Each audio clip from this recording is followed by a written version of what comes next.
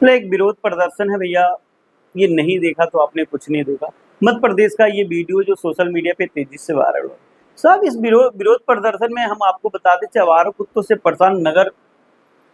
निगम वासी जो हैं बहुत परेशान हैं, जो अपनी बातों को रखने के लिए, अपनी बातों को मनाने के लिए एक व्यक्ति को जो है आवारा कुत्तों से परेशान होने की वजह से कुत्ता वाला मास्क पहना के अधिकारी के सामने पेश कर दिया जाता है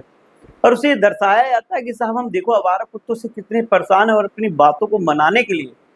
आवारा कुत्ता बनने को मजबूर हैं। साहब हमारी पीड़ा को सुन लीजिए और हमारी बातों को मान लीजिए, आवारा कुत्तों से हमें निजात दिलाइए। और ये वीडियो जो है सोशल मीडिया पे तेजी से वायरल हो रहा है। कमेंट करके जरूर बताएं ये वीडियो आपको कैसा